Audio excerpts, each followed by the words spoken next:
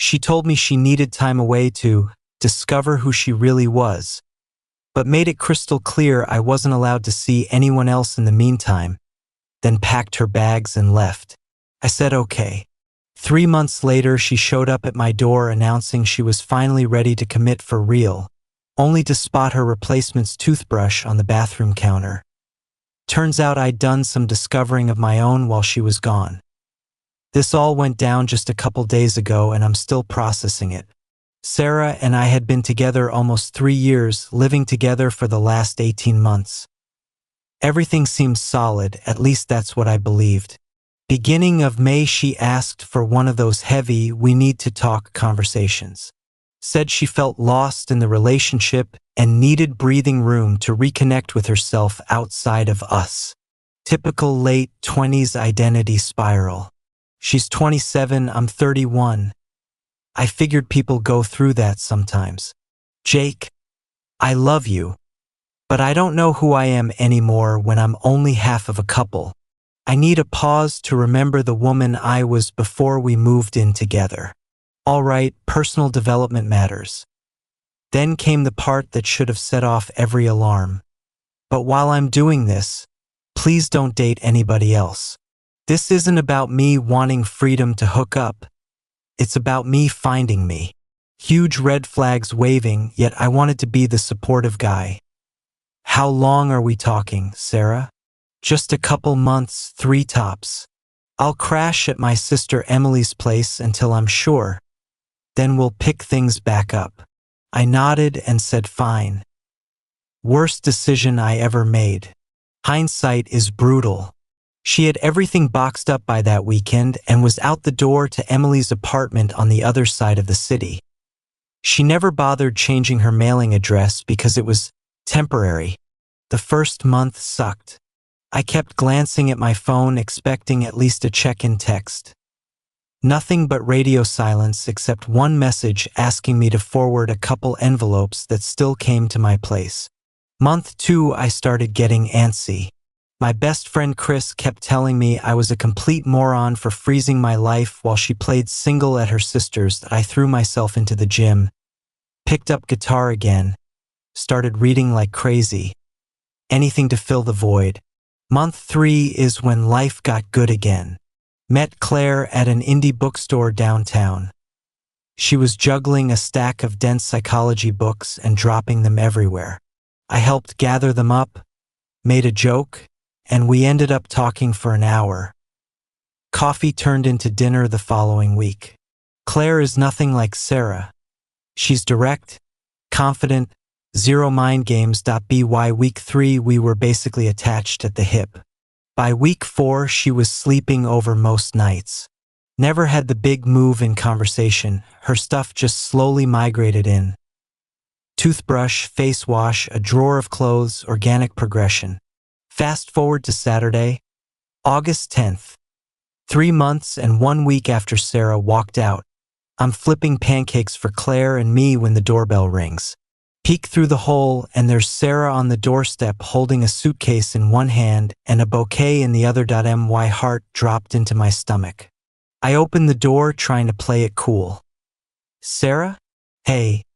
Huge grin like the last 3 months never happened. Hey you, I'm back. I'm ready now. Ready for what exactly? Ready to come home, Jake. I did the work. I know who I am and what I want. And I want us. She tried to brush past me into the apartment like nothing had changed. I blocked the doorway. Sarah, we really need to talk first. What's there to talk about?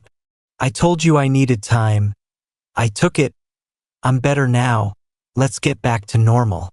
That's when Claire padded out from the bedroom wearing my old band tee, holding a steaming mug. Morning, babe, food smells amazing. Oh, hi. The expression on Sarah's face was pure gold: shock, fury, betrayal all at once. Who the hell is this, Jake? This is Claire. Claire. Sarah. My ex. Claire gave a polite little wave. Nice to meet you. Jake's mentioned you. Sarah's voice shot up 3 octaves. Ex. We were on a break, Jake. We had rules, no other people. No, Sarah. You had rules. You told me I couldn't date while you were gone. I never signed anything. You wanted space, I gave you space. Claire smirked behind her coffee. Sarah ignored her entirely. This is insane. You cheated. Claire actually snorted. Cheated? Didn't you move out to find yourself? Sarah acted like Claire was furniture. Jake, we had an understanding. You were supposed to wait. An understanding you invented in your own head. You set the terms, you set the timeline, you disappeared. I just didn't argue. So 3 months and you already shack up with someone new? Sarah, you vanished for 90 days without a single check-in. What exactly was I supposed to be waiting for? She craned her neck to look past me and spotted Claire's leather jacket on the couch, her laptop open on the coffee table. She's living here? That's no longer your concern. Sarah went full entitlement mode. Jake, send her home. We need to talk privately. Claire burst out laughing. I'm sorry, what? Lady, this is my home now. Jake and I have history to sort out. I stepped in front of Claire. There's nothing to sort, Sarah. You left. I moved on. End of story. You moved on in 90 days after almost 3 years together? You moved out in 72 hours after almost 3 years together. Guess we both move fast when we know what we want. The tears started then, real ones, not the weaponized kind. Jake, please. I screwed up. I see that now. Can we just talk? Nothing left to say. You found yourself. I found someone who actually wants to be here. That one landed like a punch. She glared at Claire like she was sizing up competition. Someone better? You think she's better than me? Claire slid an arm around my waist. Babe, I think the pancakes are burning. Message received loud and clear. We stepped back inside and closed the door on Sarah standing in the hallway with her suitcase and wilting flowers. Update 1 to 48 hours later, exactly the meltdown you'd predict from someone who thought they could freeze a boyfriend in carbonite for a quarter and come collect him later. Sunday morning, the text started 47 in 6 hours. Began with apologies, quickly turned vicious. I can't believe you replaced me this fast. 3 years meant nothing to you. Who even is this Claire chick? How long were you hiding her? Then the conspiracy theories. I bet you were talking to her while I was still living there. Showed Claire the barrage over dinner. She was cracking up. She's really dedicated to the victim's script, huh? Classic Sarah. Always rewriting the plot so she's the hero. Monday, my sister Jess got a call from Sarah fishing for intel on Claire. Jess texted me, "Your ex just grilled me about your new girlfriend. Told her to mind her own business, but she's insisting you guys were just on a break. What's the real tea?" I called Jess, laid it all out. Her reaction. So she bailed, told you not to date, ghosted for 3 months, and is shocked you didn't stay celibate? Good riddance. Tuesday, 6 p.m. I come home from work and find Sarah camped outside my apartment door with a cardboard box. Just grabbing a few things I forgot. What things? You cleaned the place out. Some books, my favorite mug, the succulent I bought for the kitchen. She was right about the plant. I'd kept watering it like an idiot. Fine, take the plant, but you can't keep showing up unannounced. I lived here for almost 2 years, Jake.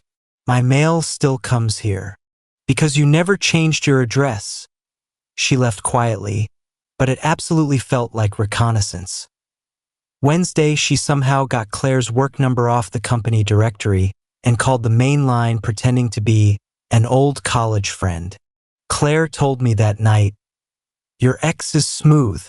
My assistant almost put her through." Thursday noon, she finally called me directly. Jake, be honest. Were you already talking to Claire before I left? No. Met her at the bookstore in July, 2 months after you bailed. You expect me to believe that's a coincidence? I don't expect you to believe anything anymore. Long silence. Can we please try again? I grew so much. Great. I grew too. Grew right out of wanting drama. I hung up. Should have blocked her then. Update 1 week later Monday, I get a surprise call from Emily, Sarah's sister. We always got along. Jake, I'm so sorry. I had no idea she was stalking you and Claire. I feel like I enabled this mess. Not your fault. Actually kinda is. I let her live rent-free for 3 months while she found herself. She kept saying you two had an agreement you'd wait. Wait. She was planning the big return the whole time? Since mid-June. Never once considered you might not be on ice. I told her to at least text you. She swore you guys were locked in. So did she actually do any growing? Or was it just a vacation from responsibility? Mostly Netflix, Uber Eats, and whining. Oh, and she was talking to some dude named Brendan from Denver on Hinge for 6 weeks. Had a plane ticket to visit him. He ghosted 2 days before the flight. That's when she suddenly found herself and decided to come home to you. Everything clicked into place. Tuesday night Sarah showed up again, this time dragging her mom Diane as backup. I let them up because I actually like Diane. Diane started with, Jake, Sarah says there's been a big misunderstanding. No misunderstanding, Diane. Sarah decided she needed a sabbatical. I accepted it and moved forward. She told me you both agreed on the rules. I never agreed to anything. Sarah jumped in. You said you understood. Understanding you wanted to leave is not the same as agreeing to wait on a shelf. Sarah. Diane looked mortified as the lies unraveled in real time. She made Sarah leave with her. Wednesday Sarah called Claire directly, somehow got her cell, and tried the woman-to-woman you deserve to know the truth routine. Claimed Jake and I are secretly engaged and she might be pregnant. Claire shut it down beautifully. If you're pregnant, you should probably call the potential father, not the new girlfriend. Also, engaged couples usually live together. Bye. Thursday and Friday, total silence. Bliss. Saturday, Emily called with the final piece. I gave Sarah a move-out date, end of the month. This obsession isn't healthy. Turns out Sarah burned through her savings on takeout and Ubers and has to move back with their parents. Final update, 1 month later Sarah moved 4 hours away to her parents' house 3 weeks ago. Silence ever since. Emily texted last week. Retail job, sleeping in her teenage bedroom, finally in therapy, mom's requirement after the stalking phase. Still insists I made the mistake, but at least stopped the campaign to win me back. The Denver guy falling through plus running out of money plus facing real consequences seems to have done what 3 months of soul-searching never did. Claire officially terminated her lease and moved in last weekend. Her succulent now sits next to mine on the kitchen sill. Think she'll ever try again? Claire asked while arranging books. Nah. Embarrassment is her kryptonite, and she's broke. Good. I was tired of being the side chick in a relationship that ended months ago. The whole circus taught me exactly what I want. Someone who faces problems instead of running from them. Someone who communicates instead of issuing decrees. Sarah's dramatic exit showed me the difference between a partner who pauses the relationship like it's Netflix and one who actually shows up every day. Funny thing, Claire said the other day, she accidentally did you the biggest favor. How? If she never left, you'd never have realized you deserved better. Sometimes people have to remove themselves from your life for you to see how peaceful it can be without them. Sarah wanted space to find herself and demanded I stay on hold. Instead, she handed me the space to find someone who never needed to leave to know she wanted to stay. She treated our relationship like a subscription she could pause and resume whenever convenient. Claire never paused anything. She just showed up. Sarah got her journey of self-discovery in her childhood bedroom. I got the upgrade I didn't know I was missing. Her loss, my gain. Literally. Sometimes the sweetest revenge is simply building a happier life without the person who thought they could walk away and stroll back whenever they felt like it. Sarah can keep her quarter-life crisis at mom and dad's. I already found everything I was looking for. Right here, toothbrush and all.